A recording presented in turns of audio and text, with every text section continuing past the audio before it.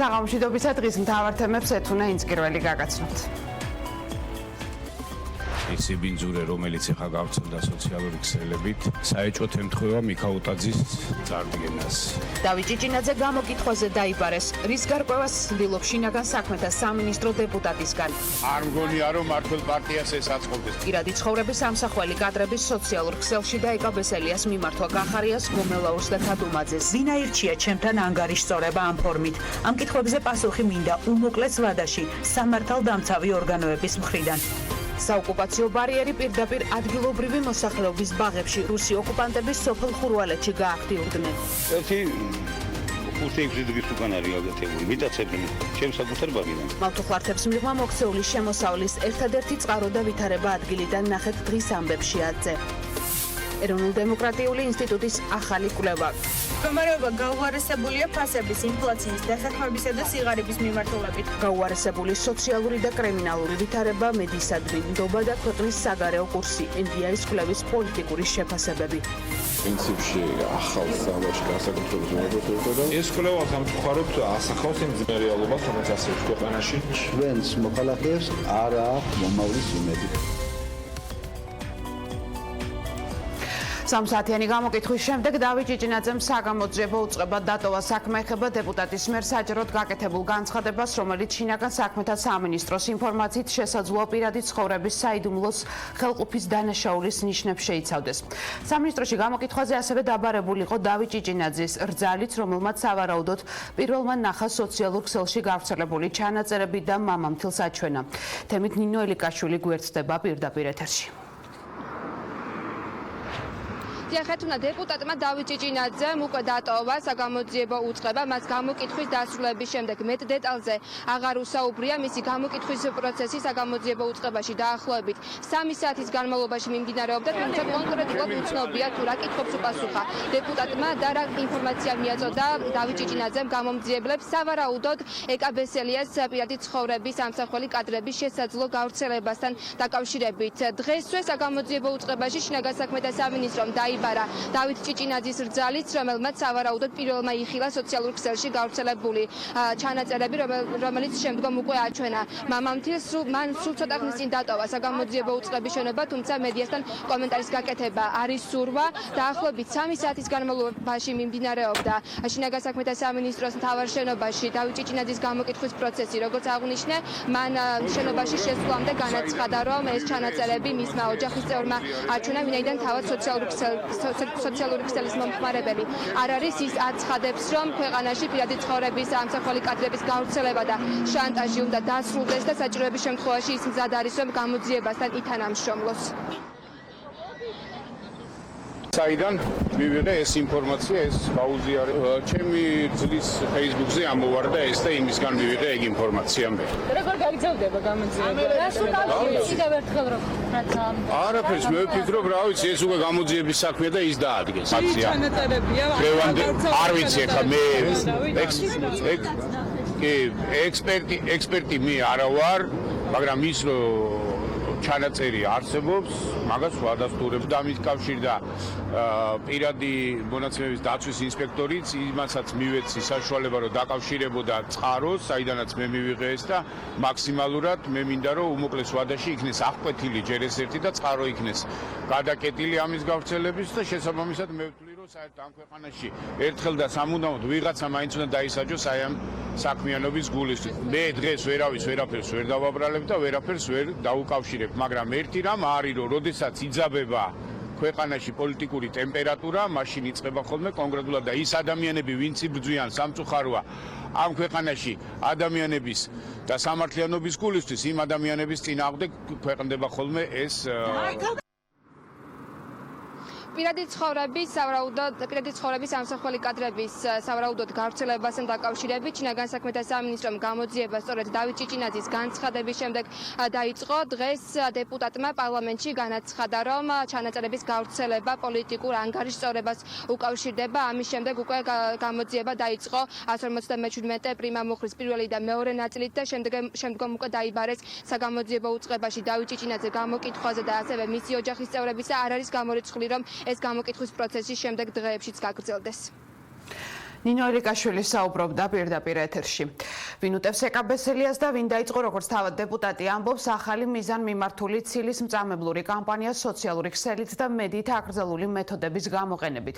იურიდიული კომიტეტის ყოფილი თავმჯდომარის თქმით გუშინ სოციალური ქსელით გავრცელდა პირადი და ოჯახური საიდუმლოების უკანონო ჩანაწერი. მანამდე სკანდალური განცხადება დავით ჭიჭინაძემ გაავრცელა პატრიოტ ალიანსის წევრი, რომელიც ცოტა ხნის წინ პარტია ქართული ოცნებიდან გარიცხეს, ამბობს, რომ ინტერნეტში ერთ-ერთი ქალი პოლიტიკოსის პირადი ცხოვრების ამსახველი კადრები გავრცელდა. უმრავლესობის ყოფილი დეპუტატი ამ ყველაფერს უზენაეს სასამართლოში უადოდ დასანიშნი მოსამართლეების ის გარშემო განვითარებულ მოვლენებს უკავშირებს. ღამე სხვადასხვა საშუალებებით დაიწყეს გავრცელება ქალბატონი ეკას პირად ცხოვრების ამსახველი კადრები. დავით ჭიჭინაძემ სკანდალური განცხადება პარლამენტში მოულოდნელად გააკეთა. დეპუტატი ამბობს, რომ უმრავლესობის წევრის პირადი ცხოვრების ამსახველი ვიდეო ჩანაწერების გავრცელება გუშინ ღამით დაიწყო. ჩანაწერებს კონკრეტულ პირებს სოციალურ ქსელში პირად შეტყობინებებში უგზავნიდნენ. ბესელიასთან ამოაზრეს არ აქვს პასუხი, ვინ გაავრცელა პირადი ცხოვრების ჩანაწერი, თუმცა მიანიშნებს, რომ ეს ამბავი დროშის საეჭვოდ ემთხვევა მოსამართლეების საკითხზე ეკა ბესელიას გააქტიურებას. გავრცელდა გუშინ, რომ მოსამართლეების უვადო დანიშვნა გადაიდებოდა. დღეს ჩვენ ხედავთ, რომ მიქაუტაძე სასწრაფოდ ცდილობს, რომ გამწესდეს ისევე როგორც მურუსიძე სააპელაციო სასამართლოში და შესაბამისად ემთხვევა იმ ადამიანების წინააღმდეგ ხდება დისკრედიტაცია, ვინც ამის მომხრე იყო და შეჩერებული. მოსამართლეებს უფრო მეტი წვდომა აქვს და ამიტომ პროკურატურა და ის იმით არსებობს, რომ გამოიძიოს. არა, სუსი პირიქით მე სასამართლო სისტემა მოსამართლეებს. არ ვიცი, შეიძლება კაცო ძველი ხელისუფლების წარმომადგენლები დეპუტატის განცხადებას უმრავლესობის წევრების მწვავე რეაქცია მოყვა. ვინ ებრძვის ეკა ბესელიას არ საუბრობენ, თუმცა ამბობენ, რომ ამ კითხვას გამოძიებამ უნდა უპასუხოს. ოცნების წევრების თქმით, მსგავსი დანაშაული იმის შედეგია, რომ ფარული ჩანაწერების გავრცელების არც ერთი საქმე ამ დრომდე გამოძიებული არ არის. თუ ეს არის სინამდვილე, მაშინ მოუწევთ ყურებზე დადგენ სამართალდამცავი უწყებები და ესეთი ფაქტები გამოიძიონ. თქვენ უშევთ, რომ თქვენივე თანაგუნდელების მიერ იყოს ეს ორგანიზებული, როგორ გქონდეს? იცით როგორი კითხვა სწავლთ ხა, რომელზედაც ახლა მე თქვენ როგორ გაგცეთ პასუხი, მანამ სანამ არ იქნება რეაქცია გამოძიების და შედეგი. შეიძლება ასეთი თემების უპასუხოდ დატოვება ეს ამაზარალებს ყველა ჩვენთაგანის იმიჯს, ჩვენი ქვეყნის იმიჯს და ზოგადად ძალიან ძნელია ასოცირებულობა იმ პოლიტიკურ გუნდთან, რომელიც ვერ ართმევს თავს ასეთი ტიპის პრობლემების არსებობას ქვეყანაში. რა თქმა უნდა, არის აბსოლუტურად მიუღებელი. აბსოლუტურად მიუღებელი თუ რაღაცა გარკვეული ჯგუფი ცდილობს ამით რაღაცას თუ ვიღაცის დისკრედიტაციას. არ ვიცი, თუ ეს ისევ ეს ალბათ იმას მოყვა, რომ ვერ მოხდა ვერც ერთის გამოძიება. სამწუხარო კი არა, ამაზრზენია ის ფაქტი, რომ ჩვენ გვიხდება ისევ აი იმ საშინელი ფურცლებთან დაბრუნება. ვინდა რატომ გაავრცელა ჩანაწერები? ოპოზიციის ვერსიებს შორის ხელისუფლების ბრალეულობაც არ არის გამორიცხული. რომან გოცირიძე ამბობს, რომ ფარული ჩანაწერებით მათთვის მიუღებელ პირებთან ბრძოლა სწორედ ქართული ოცნების სტილია. ოპოზიცია დანაშაულის სასწრაფოდ გამოძიებას მოითხოვს. ეს პოლიტიკური წყეულა ჩვენი საზოგადოების. ეს ყველა ვინც გაბედავს ამის ან პირდაპირ ან ირიბად გამოყენებას მაინც უნდა იყოს დაჟილი, ლეგიტიმურად უმკაცრესად და უნდა იყოს პოლიტიკური კეთროვანი ყველას. თუმცა ხელისუფლება ავრცელებს ბუნებრივია და მეორე რამიზნით ავრცელებს და თუ ჩვენ დავინახავთ რომ არსებობს შიდა ბრძოლა და ჩვენ არაერთხელ გვინახია რომ ხელისუფლების სხვადასხვა შტოს შორის მიმდინარეობდა ბრძოლა ძალოვნებს შორის და კომპრომატების გამოყრა ხდებოდა როგორც შიდა კლანური ბრძოლის ასე ვთქვათ გააქტიურებისას ასევე ოპოზიციის ასე ვთქვათ წინააღმდეგ ან თუნდაც მედიის წინააღმდეგ. უკანონოდ მოპოვებულ ფარულ ჩანაწერებს პერსონალურ მონაცემთა დაცვის ინსპექტორი გამოიწვია. ეს არის სისხლის სამართლის დანაშაული, აქედან გამომდინარე ყველას მოუწოდებ, რომ არ გახდნენ ასეთი ტიპის დანაშაულების თანამონაწილენი და მესამე მე მაინც ყველას ვურჩევდი, რომ დაუდასტურებელ მაინც შეუმოწმებელ ავთენტურ ვიდეოებთან დაკავშირებით თუ მასალასთან დაკავშირებით კონკრეტული ადამიანების იდენტიფიცირებისგან, როგორც ფართო საზოგადოების, ასევე კონკრეტული ადამიანების და ინდივიდების ინტერესების დაცვის მიზნით ყველამ თავი შევიკავა. დღის ბოლოს თანაგუნდელების გაურკვევლობას ნათელი თავად ეკა ბესელია მოფინა. უმრავლესობის წევრი საქართველოში არ იმყოფება, ამიტომ განცხადება სოციალურ ქსელში გაავრცელა. ბესელია ამბობს, რომ ვიღაცამ წითელი ხაზები გადაკვეთა, თუმცა ვინ არ აკონკრეტებს. იურიდიულ საკითხთა კომიტეტის ყოფილი თავმჯდომარე წერს, რომ უკანონო ფარული ჩანაწერი ნაციონალური მოძრაობის დროსაა მოპოვებული და აღნიშნულ საქმეზე 8 პირი დააკავეს. თუმცა ბესელიას თანხმობით საქმე სასამართლოში არ წავიდა და მათთან საპროცესო შეთანხმების გაფორმებას დათანხმდა. ახლა კი აინტერესებს, ვის ხელში მოხვდა ჩანაწერი და რა მიზნით გავრცელდა. ჩემი გადადგომის თაობაზე განცხადების გაკეთებიდან დაიწყო ახალი მიზანმიმართული დაფინანსებული ცილის მწამებლური კამპანია ჩემს წინააღმდეგ, სოციალური ქსელებით, მედიით და აკრძალული მეთოდების გამოყენებით. ამ ყველაფერმა მიიღო კამპანიური დაგეგმილი ხასიათი. ახლა კი მიუმართავ საჯაროდ შალვათ ადუმაძეს, გიორგი გახარიას და ვახტანგ გომელაურს სასწრაფოდ და უმოკლეს ვადაში დაადგინეთ, ვინ განახორციელა და ვინ დგას ამ მორალური ტერორის უკან.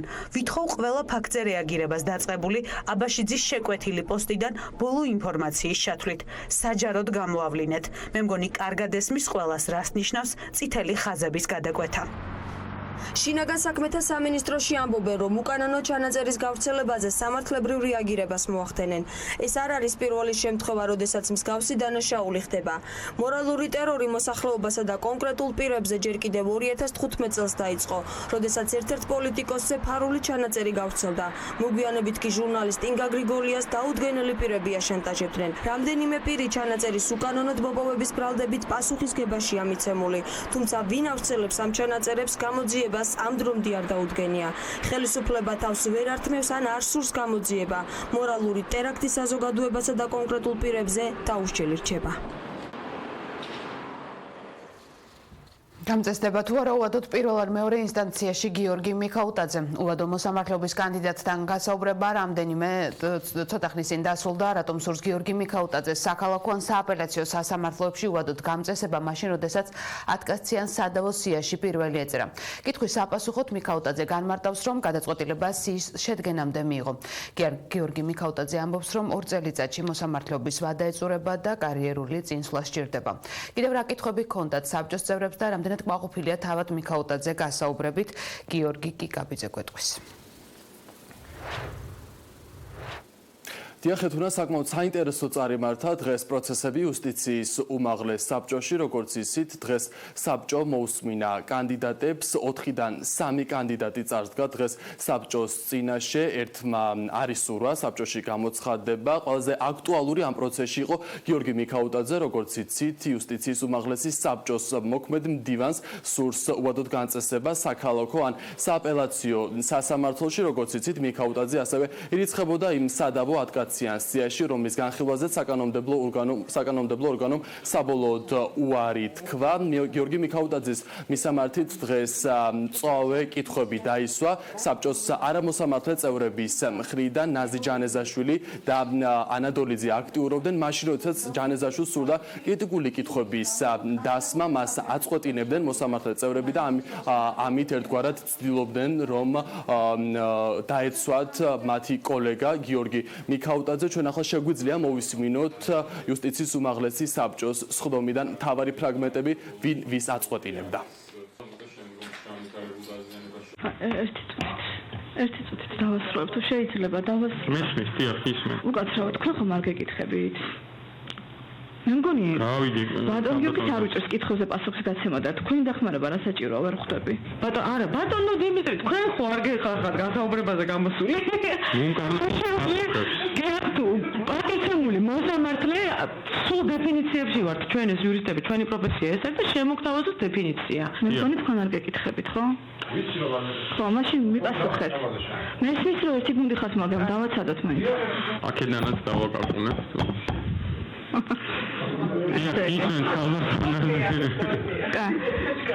ასე კი გუნდი არ გივარგათ თორე თქვენ უფრო კარგად არცოთ არ ვიყავი კარგი ბატონო კარგი და ბატონო ირაკლი ბატონო ირაკლი კიდევ ერთხელ ვიმარჯვე რომ ესმის რომ ერთი გუნდი ხართ ძალიან კარგად მესმის რომ იცავთ ერთ აბა რატო ლაპარაკობთ ახლა როგორ ხალბატონო სამარითი უზრუნველყოფ წესრიგინდა.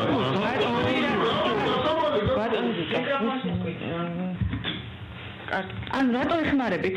ეს მაინტერესებს რა განაპირობა ეს ხარ? ეს რატო ეხმარებით? ეს მაინტერესებს.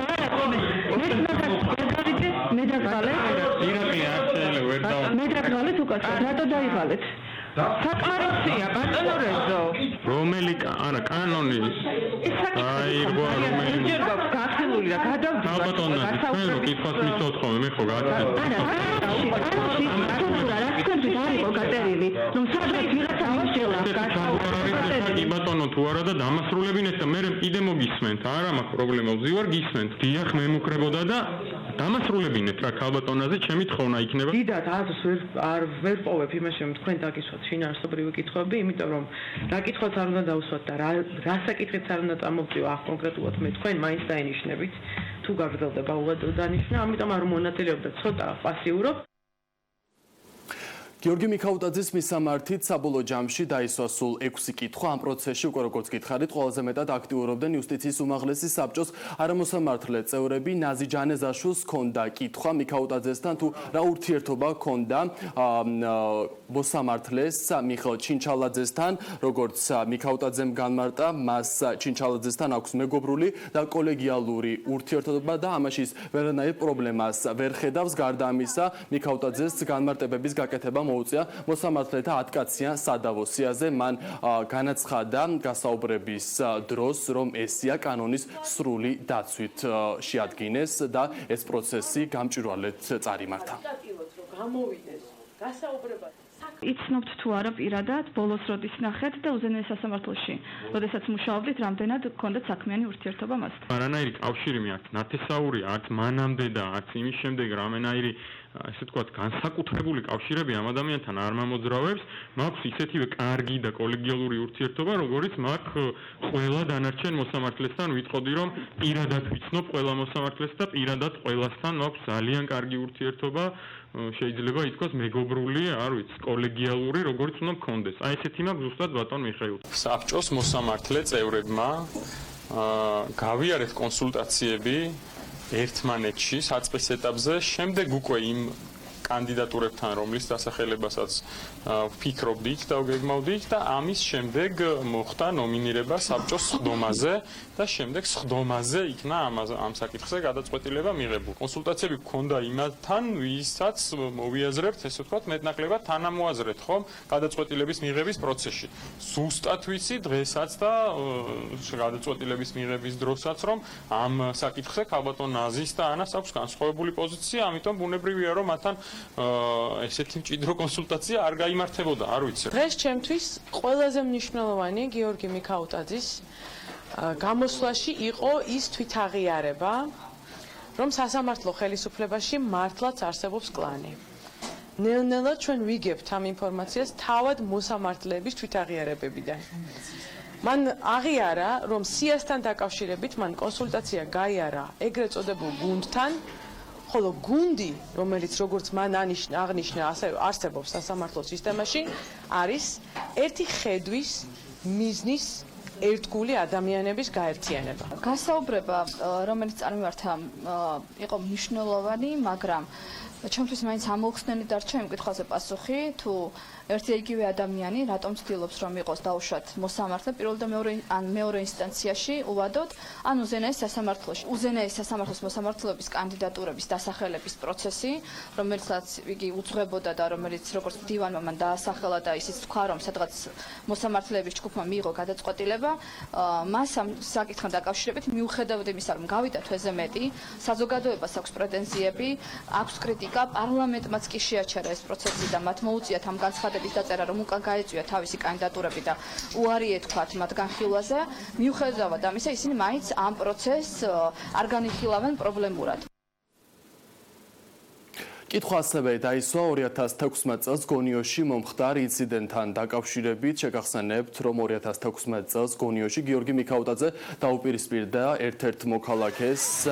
ეს მოქალაქე არის თამარ ხაჭაპურიძე. ხაჭაპურიძე წარმოადგენს ერთ-ერთ არასამთავრობო ორგანიზაციას. ხაჭაპურიძე ირწმუნება, რომ მის შვილს მიქაუტაძე მიაყენა ფიზიკური და სიტყვიერი შეურაცხყოფა. ამ ბრალდებებს კატეგორიულად ეწინააღმდეგება და სიცრუეს უწოდებს. თავად გიორგი მიქაუტაძე ის ამბობს, რომ ვიდეო, რომელიც სოციალურ ქსელში გავრცელდა, არის დამონტაჟებული და ის თხოვს საპირისპირო მხარეს, მეორე მხარეს, რომ ამ ვიდეოს გავრცელება მოხდეს სრულად დაუმონტაჟებლად. დაველოდოთ მოვლენების განვითარებას, დაინიშნება თუ არა უვადოდ გიორგი მიქაუტაძე სააპელაციო ან საქალაქო სასამართლოში. უკვე როგორც გითხარით, კენჭისყრა გაიმართება თებერვლის თვეში. გიორგი კიკაბიძე საუბრობდა პირდაპირ ეთერში. არასწორი გზით განვითარებული კრიმინალი, სასამართლო სისტემის რეფორმა და საზოგადოების უცვლელი პრობლემა სიღარიბე. ეროვნულ დემოკრატიული ინსტიტუტი საზოგადოებრივი კვლევის შედეგებს აქვეყნებს. ორგანიზაციის მიერ 2205 მოქალაქის გამოკითხვით ირკვევა, რომ უმეტესობას სამუშაო ადგილების სიმცირე, ინფლაცია და დაბალი ხელფასები აწუხებს. გამოკითხულთა უმეტესობა ფიქრობს, რომ ქვეყანაში გაზრდილია დასაქმების პრობლემა და გაუარესებულია კრიმინალური ვითარება. უკმაყოფილებას გარემო პირობები და ჰაერის დაბინძურება იწვევს. NDM კვლევა გასული წლის დეკემბერში ჩაატარა, კვლევის შესაძლო ცდომილება 2.1%-ია. ახალი კვლევა უცვლელ პრობლემებზე: სამუშაო ადგილები, სიღარიბე, ინფლაცია, ტერიტორიული მთლიანობა, პენსიები და ხელფასები ჩვენი ქვეყნის ბოლო 10 წლის მთავარი გამოწვევებია. ეროვნულ დემოკრატიული ინსტიტუტის კვლევის მიხედვით, სამუშაო ადგილები პრობლემათა ჩამონათვალში პირველ ადგილს 2009 წლიდან იკავებს. პოზიციას ართმობს პრობლემათა შემდეგი ხუთეულიც. მოსახლეობის მეტი ნაწილი ფიქრობს, რომ ქვეყანა არასწორი მიმართულებით ვითარდება და მდგომარეობა გაუარესებულია ფასების, ინფლაციის, დასაქმებისა და სიღარიბის მიმართულებით. 60% ამბობს, რომ თავს დასაქმებულად არ მიიჩნევს და მათი მესამედი ეძებს სამსახურს. ასევე მოსახლეობა კვლავაც ფიქრობს, რომ პრობლემად რჩება გარემოს დაცვა და საჭიროა მექანიზმების სწრაფად დანერგვა. ყურადღება მახულდება კრიმინალზეც და კვლევის თანახმად მოსახლეობა მიიჩნევს, რომ მდგომარეობა ბოლო 10 წლეულში გაუარესებულია. სოციალური მდგომარეობა არ არის ერთადერთი, რის მიმართაც ორგანიზაციის მიერ გამოკითხულები უკმაყოფილებას გამოთქვამენ. 2205 მოქალაქიდან 53% ფიქრობს, რომ ქვეყანაში კრიმინალური ვითარება გაუარესდა. გამოკითხულთა უმეტესობისთვის უარყოფითი ტენდენციაა სასამართლო სისტემისა და კორუფციის მიმართულებითაც. შინაგან საქმეთა სამინისტრო კვლევის მხოლოდ იმ ნაწილს ეხმაურება, რომელიც უწყების მიმართ პოზიტიურ მაჩვენებლებს ასახავს. პოლიტიკის მიმართ მოსახლეობას აქვს დადებითი შეფასება, როგორიცაა მაგალითად სიტყვის თავისუფლება, ჯანდაცვა, განათლება, მაგრამ არის მთელი რიგი საკითხები, რასაც მოსახლეობა უარყოფითად აფასებს. ასეთებია კრიმინალის მდგომარეობა, სასამართლოს რეფორმა და ეკონომიკური საკითხები, როგორიცაა უმუშევრობა, სიღარიბე და ასე შემდეგ. ამის ბალანსი გვაძლევს იმ მდგომარეობას, რომ მოსახლეობის უმეტესობა ჯერ კიდევ უარყოფითად აფასებს ქვეყნის ზოგად განვითარებას. მნიშვნელოვანია, რომ არის პოზიტიური ტენდენციები, ძირითადად მოსახლეობის და გამოკითხულთა უმრავლესობა პოლიციის საქმიანობას აფასებს დადებითად. რა თქმა უნდა, შინაგან საქმეთა სამინისტრო შემდგომშიც გააგრძელებს რეფორმირების პროცესს, სისტემურ განახლებას, რათა პოლიციის მუშაობა კრიმინალთა ბრძოლაში გახდეს კიდევ უფრო ეფექტიანი. ორგანიზაციამ გამოკითხულებს ეკოლოგიური მდგომარეობის შესახებაც ჰკითხა. ჰაერის დაბინძურება გამოკითხულთა 57%-ისთვის ყველაზე მწვავე პრობლემაა. მეორე და მესამე ადგილებს საკვების უსაფრთხოება და ჯანმრთელობისთვის საშიში ნივთიერებების არსებობის პრობლემები იკავებს. ეს არის ხელისუფლების პოლიტიკური განაჩენი, კვლევას ოპოზიცია აფასებს. ოპონენტები NDI-ს ენდობიან და ფიქრობენ, რომ ის საზოგადოების განწყობებს ნათლად ასახავს. მათი თქმით, შედეგები ხელისუფლების უმოქმედობის ლუსტრაციაა.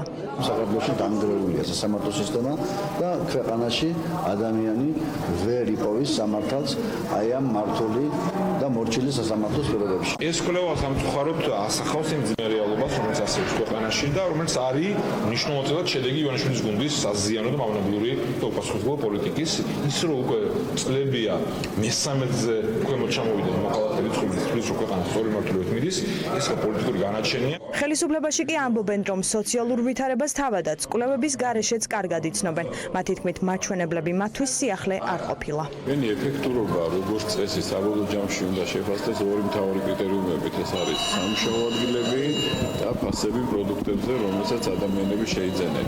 ეს ძალიან მოკლე გაგებით და საბოლოო ჯამში ამ კვლევების საზოგადოების დამოკიდებულების საბოლოო შეფასება ყოველთვის არის არჩევნები და საზოგადოების პოზიცია.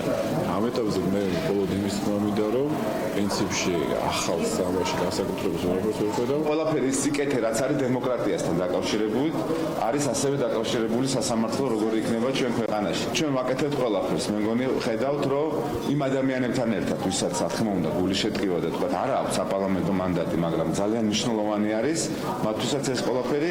ჩვენ დიდი იმედი გვაქვს, რომ საბოლოო ჯამში ჩვენ მივიღებთ ზუსტად ისეთ შედეგს, რომელზეც იქნება საერთო სახალხო კონსენსუსი, რომ ეს იყოს სწორი გადაწყვეტა. ერთ-ერთი საკითხი, რაზეც მოსახლეობა დადებით პოზიციას აფიქსირებს საქართველოს საგარეო კურსია.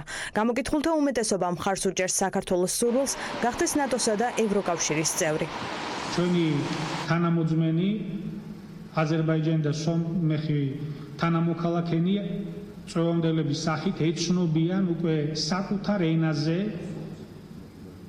გამოცემთ რა მათ ენაზე გაზეთებს ინფორმაციას იმასთან დაკავშირებით თუ რა რეფორმებს ვახორციელებთ, რა არის ჩვენი სტრატეგიული მიზნები, რაოდენობა მხარდამჭერთა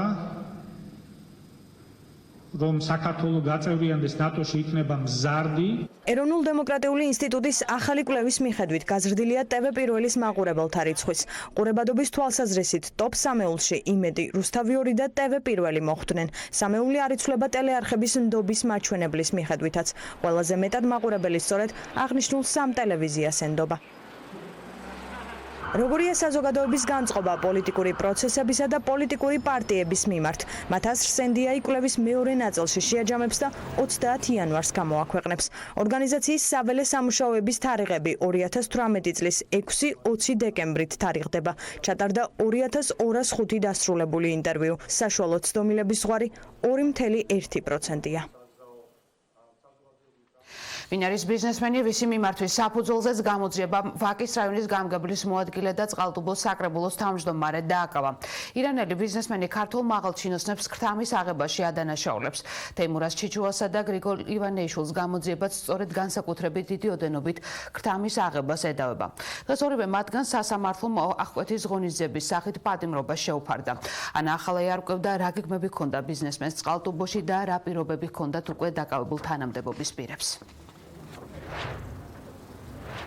ეთუნა აღნიშნული ირანელი ბიზნესმენი არის ჰამიდ რეზა თარი, რომელიც 2009 წლიდან სამოღვაწეობს საქართველოში, ძირითადად ჩვენს ქვეყანაში ნავთობპროდუქტების იმპორტით არის დაკავებული და როგორც ის ყვება ჩვენს მიერ მოპოვებულ საქმის მასალებში, სადაც ერთ-ერთი მნიშვნელოვანი დეტალი არის სწორედ აღნიშნული ბიზნესმენის მიერ გამოძიებისთვის მიცემული ჩვენება ის ამბობს, რომ მას სურდა საქართველოში სასტუმროს აშენება, სწორედ ამ მიზნით მივიდა ვაკის რაიონის გამგეობაში, სადაც შეხვდა გამგებლის მოადგილეს თეიმურაზ ჩიჩუას და როდესაც თეიმურაზ ჩიჩუა მას უთხრა, რომ ვაკეში არ არსებობდა აღნიშნული ბიზნესმენისთვის სასურველი სასტუმროს ასაშენებელი ტერიტორია, მაშინ მას შესთავაზა ალტერნატიული ლოკაცია, რომელიც მდებარეობდა წყალტუბოში და ამ შემთხვევაში ვაკის რაიონის გამგებლის მოადგილე საუბრობდა წყალტუბოს საკრებულოს ყოფილ შენობაზე.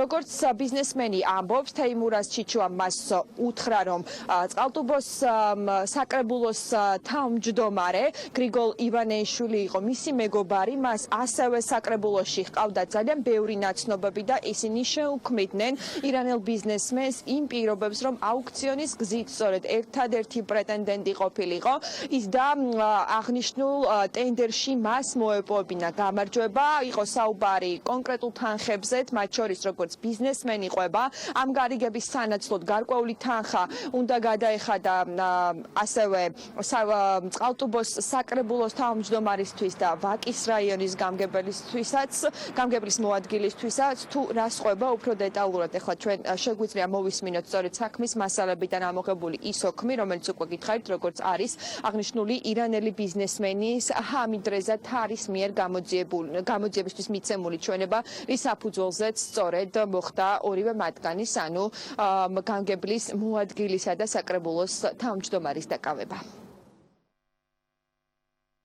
2018 წლის სექტემბრის შუა რიცხვებში მიწის ნაკვეთის საკითხებთან დაკავშირებით მე მივედი ვაკის რაიონის გამგეობაში.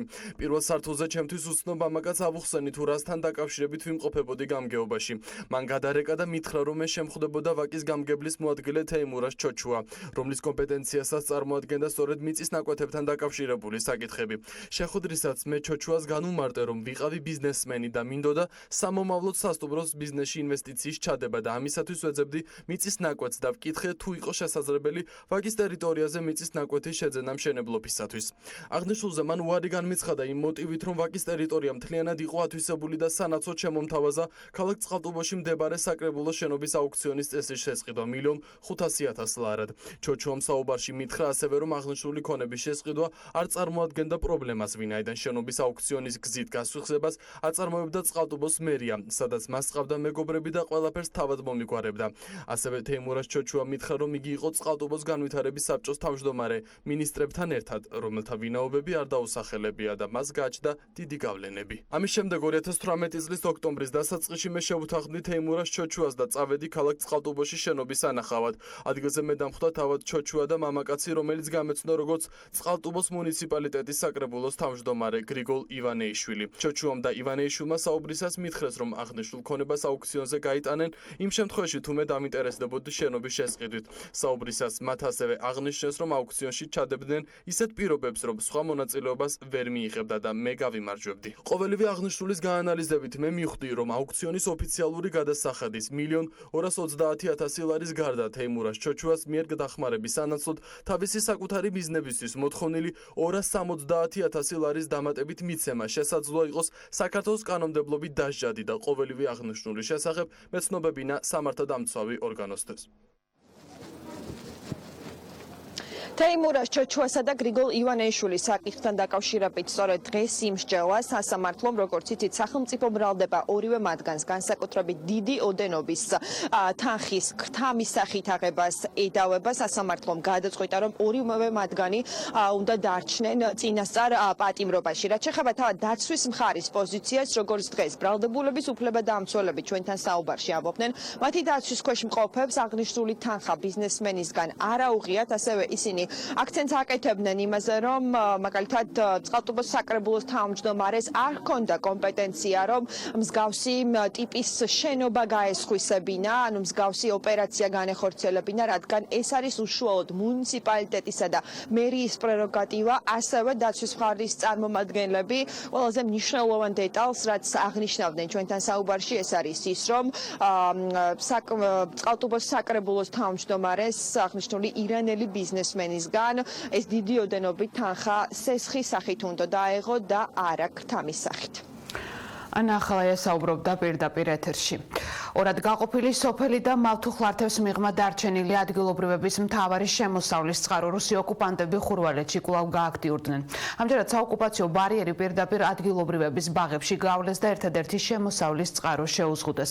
ბაღებში გავლებული მავთუხლართები დღეს ევროკავშირის სადამკვირვებლო მისიის წარმომადგენლებმა დაათვალიერეს. რა ვითარება ადგილზე სალომე უერთაშვილი გვერდდება ხურვალეთიდან.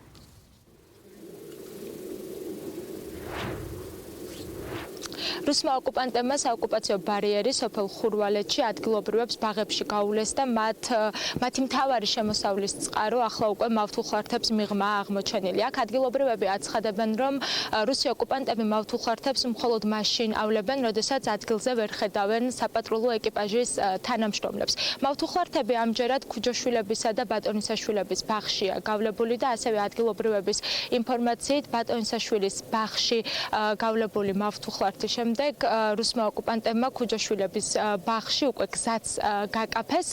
დღეს აქ ასევე ევროკავშირის სადამკვირვებლო მისიის წარმომადგენლებიც იმყოფებოდნენ და მათ დაათვალიერეს ბაღებში გავლებული ეს მავთუხლართები. ასევე ერთ-ერთმა ადგილობრივმა გია ბატონისაშვილმა ჩვენ გვიამბო, რომ რამდენიმე დღის წინ რუსმა ოკუპანტებმა მისი გატაცება სცადეს, თუმცა მან მათგან თავის დაღწევა მოახერხა. ჩადებულია უგოლნიკი სეტკა, რომელიც მაგად გახსნეს. მე არ გამიხსნია და არაფერი. მე არ შემიძლია იქ რომ შევიდე. სულ რაც არ გინდა მითხრა, ოქროს ზოდების რო დამიყანონ, იქ მიმწვლელი მე არა ვარ. მიტაცებდნენ ჩემს საკუთარ ბაღიდან. მაგზიდან შემოიჭერნენ და მიტაცებდნენ, რომ გამოიქეც. პირსაბანთან მივედი, რაღაცი ჩექის ხმა გავიგე. მივტრიალდი, შევედი ბაღში, სალოჭკიანი. და მე გამოვიქეცი, ქვებით ჩამოვედი, პოლიცია შევატყობინა. ახალი მავთუხლარები გააფეს. და მე დავურეკეთ პოლიციას, მაგრამ რა გვექნებათ. ეს პოლიცია ჩვენი ეს სხვა ჩვენი პატრული. თუ პოლიციის მანქანას ან პოლიციას შეძენ, მაგლა ხო საგუშაკო. იქიდან დაინახა მე რომ პოლიცია არის აქ, არ მოგეკარებინ, არა და სანანძორი ქადა გააბავე, ვინანი მაგათი. დამშელი. ეს ხლართები ეხლა კი არ გაჩნდა. ძალიან დიდი ხანია არის. ისინი იქით თავიანთ სამყაროში ცხოვრობენ, ჩვენ აქეთ ერთმანეთს არაფერს არ ვერჩით აბსოლუტურად. თუ უნდათ პრობლემის მოგვარება, დებატები პარლამენტში კი არ უნდა გამართონ. აი აქ მობძანდნენ და აქ ვიდებატოთ მოსახლეობამ და ხელისუფლებამ. პოლიცია არის და გვიცავენ, ძალიან კარგად გვიცავენ. გვაქვს პრობლემა, მოვახსენეთ და მომენტალურად როგორც პოლიცია რეაგირებს, ნეტა ხელისუფლებაც ეგრე რეაგირებდეს. სახელმწიფო უსაფრთხოების სამსახურში აცხადებენ, რომ უკანონო ბორდერიზაციის ფაქტზე ამოქმედებულია ცხელიხაძე, ინფორმირებულია ევროკავშირის სადამკვირვებლო მისია. ამ საკითხის განხილვა კი ერგნეთის ფორმატში მოხდება, შემდეგი შეხვედრა ერგნეთში თებერვლის დასაწყისშია დაგეგმილი. ეგრეთ წოდებულ საზღვრებზე საოკუპაციო რეჟიმების მიერ დაწესებული შეზღუდვები და სახელმწიფო მინისტრის პოზიცია ქეთევან ციხალაშვილის თქმით ყველაფერი კეთდება იმისთვის, რომ საოკუპაციო რეჟიმების მიერ დაწესებული შეზღუდვები რაც შეიძლება მალე მოიხსნას. უწყების ხელმძღვანელი ამბობს, რომ ეგრეთ წოდებული საზღვრების ჩაკეტვა უსაფუძვლოა და ამ საკითხზე უკვე შედგა საუბარი ჟენევის თანათავმჯდომარეებთან, რათა შეზღუდვების გაუქმება დაჩქარდეს.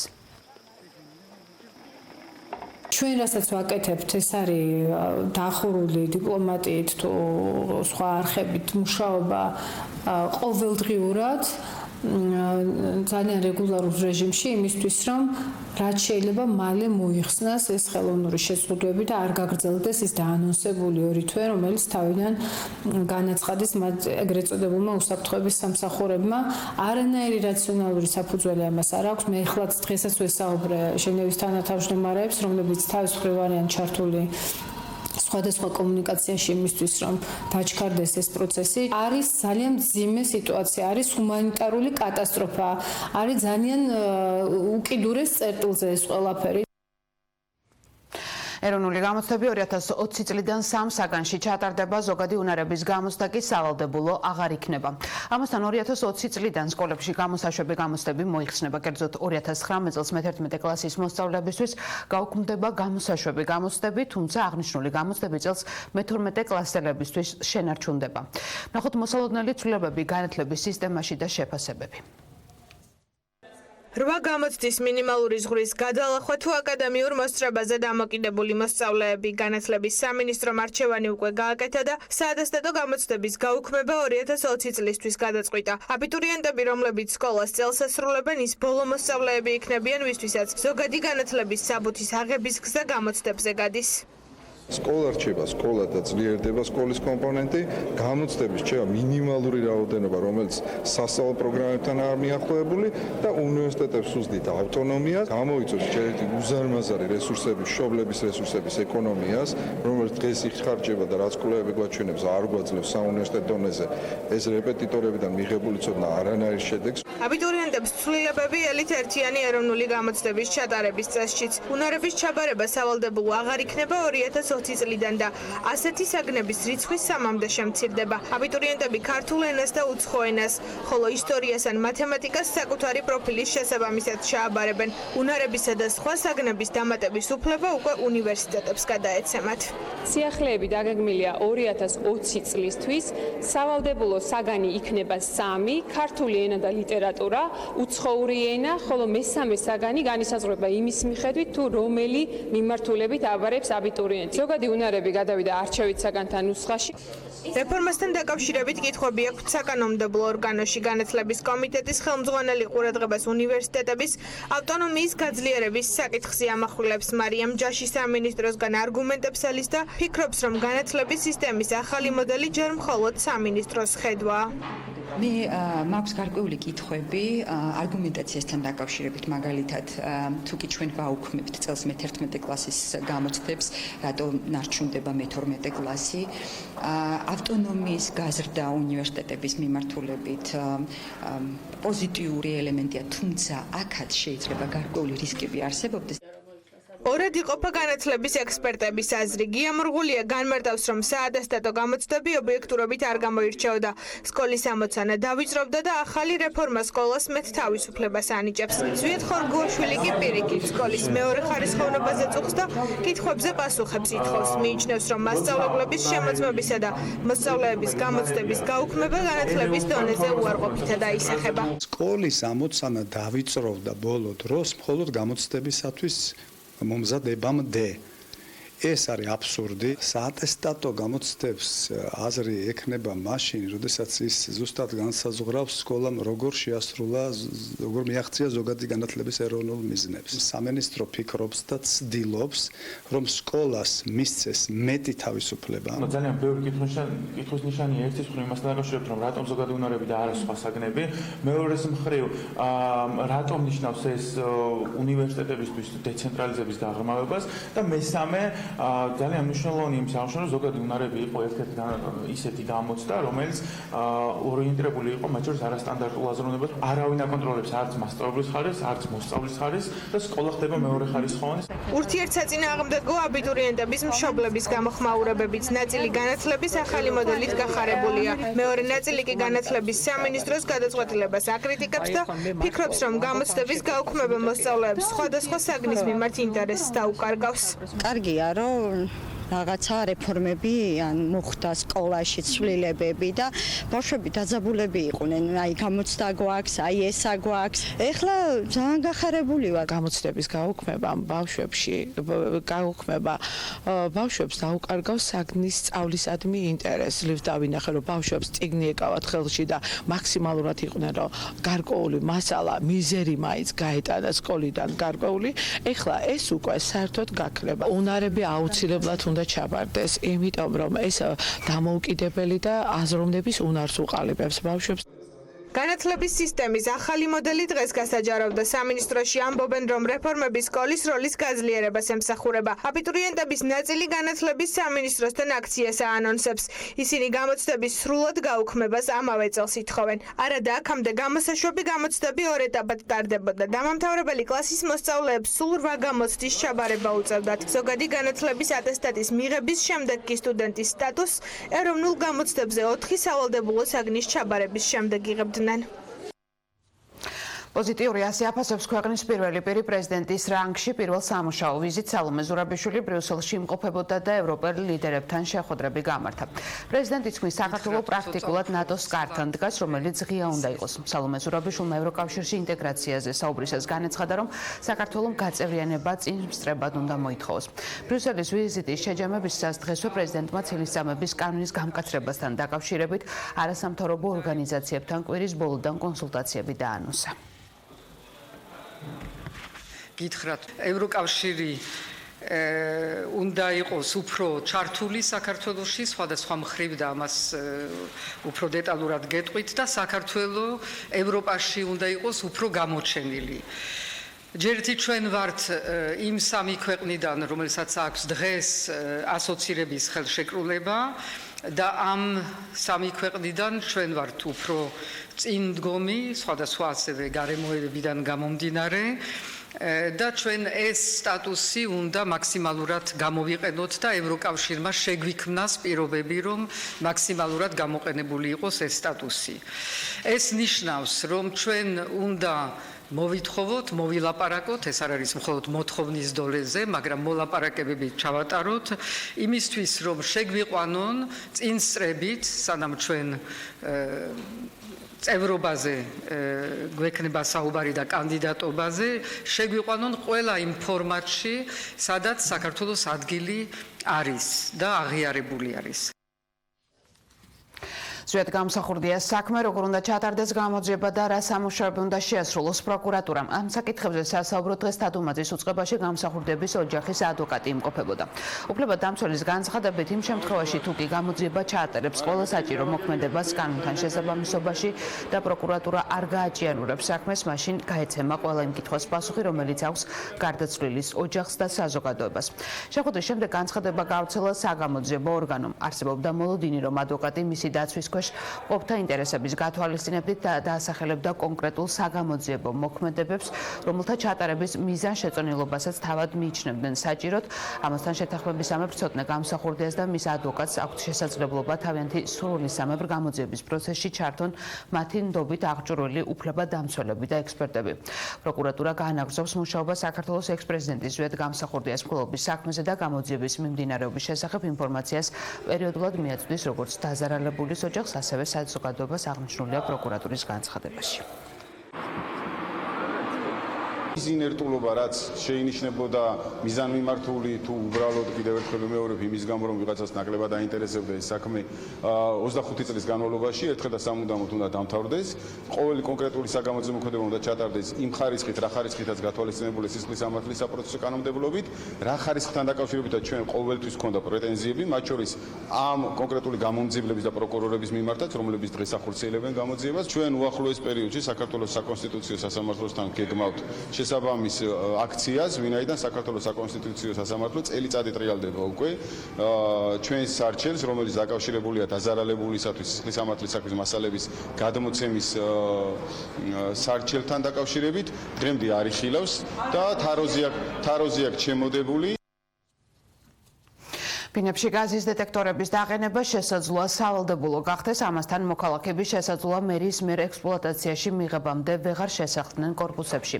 ამ ინიციატივებზე დღეს თბილისის მერიაში გამართული შეხვედრის შემდეგ ისაუბრეს, რომელსაც სამინისტროების მერის და გაზის კომპანიის წარმომადგენლები ესწრებოდნენ. ინიციატივების წარდგენას წინ მრავალსართულიან კორპუსში ბუნებრივი აირის აფეთქება უძღოდა, რომელიც ექსპლუატაციაში მიღებული არ იყო და რომელსაც 4 ადამიანის სიცოცხლე ემსხვერპლა. ცვლილებები შედის ადმინისტრაციულ სამართალ დარღვევათა კოდექსში და მკაცრდება პირების პასუხისმგებლობის საკითხიც. კონკრეტულად ეს პაკეტი შეიძლება მოიცავდეს ცელ კომპლექს ღონისძიებების, მე გამოვყოფდი მაგალითად სავალდებულო დამონტაჟებას დეტექტორების, ასევე იმდაგვარად უნდა იყოს ეს გაკეთებული, რომ მოსახლეს თვითნებურად არ შეეძლოს ელექტროენერგიის კვებიდან მათი გამორთვა, ასევე ეს იქნება სწორი და კვალიფიციური მონტაჟი თვითონ წყლის გამაცხელებელი და გაზის წვის დანადგარების. იქნება ძირითადად ტექნიკური რეგლამენტები, რომელიც ეხება ბუნებრივი გაზის უსაფრთხოების წესებს და შესაბამისად უკვე აი ამ ცვლილებების საფუძველზე სენეკის მარეგულირებელ აქტებში. უფრო მარტივად გადაწყვეტადია ახალ ბინებთან და ახალ კორპუსებთან მიმართებაში, იმიტომ რომ ახალი რეგულაცია გავრცელდება, რაც შეეხება ძველ ბინებს, ეს იქნება ძალიან კარგად შესასწავლი საკითხი, ცოტა რთული საკითხიც, მაგრამ ამაზეც იქნება მიღებული გადაწყვეტილება. გაჟონვის დეტექტორები სავალდებულო რეჟიმში შემოვიდეს, ახალ ობიექტებზე, ძველებზე პირველ ეტაპზე მაინც დაიწყოს სერვის პაკეტების შეთავაზება და მომხმარებელმა თავისი ინიციატივით მოითხოვოს ეს ამ სისტემის მონტაჟის სახში და კომპანიებმა შეძლონ ამ მომსახურების მიწოდება. გარდა ამისა, ასევე საუბარი იყო აკრედიტებული ორგანოების შექმნაზე, იმისთვის რომ ზოგადად სახში გაზის სისტემის უსაფრთხოების შემოწმება მოახდინოს კვალიფიციურმა კომპანიებმა და კვალიფიციურმა პირებმა. ტაჯიკეთის ერთ დროს მრავალრიცხოვანი ებრაული თემი ახლა 50-მდე ადამიანს ითვლის. 1990-იან წლებში ქვეყნის სამოქალაქო ომისგან თავის დასაღწევად უამრავი ადამიანი ისრაელში გადასახლდა. ნახოთ რადიო თავისუფლების სიუჟეტი ტაჯიკეთში დარჩენილ ებრაელებზე. მაია ძუცევა ტაჯიკეთში შემორჩენილი ერთ-ერთი უკანასკნელი ებრაელია. ის ერთ-ერთია დაახლოებით 50 წევრისგან შემდგარი თემისა, რომელიც ნელ-ნელა ქრება. უცხოეთში რამდენიმე წლის ცხოვრების შემდეგ ძუცევა ტაჯიკეთში დაბრუნდა და მუსიკას ასწავლის. Я родилась здесь. აქ დავიბადე, აქ სწავლობდი, მიუხედავად ბედის მთელი პერიპეტიებისა, მაინც დავბრუნდი. დიახ, მე ძირძველი დუშანბელი Я коренная душанбинка, да.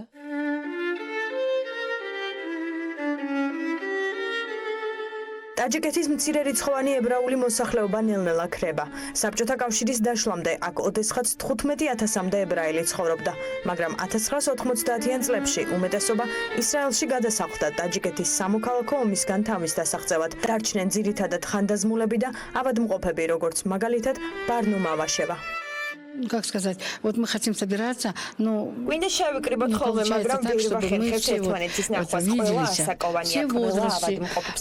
Все, конечно, больные, это те, которые уже не могут выезжать, у каждого свои, каждые причины.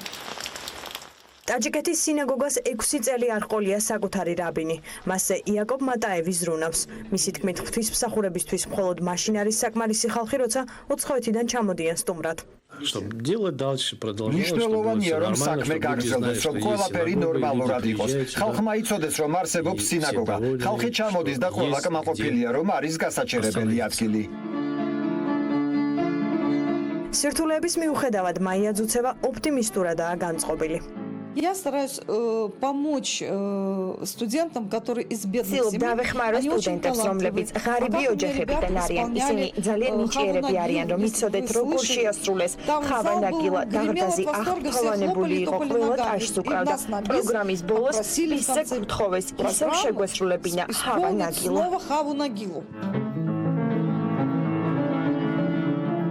ძუცევას იმედი აქვს, რომ მუსიკით შეუძლია სული შთაბეროს ტაჯიკეთის ებრაულ თემს.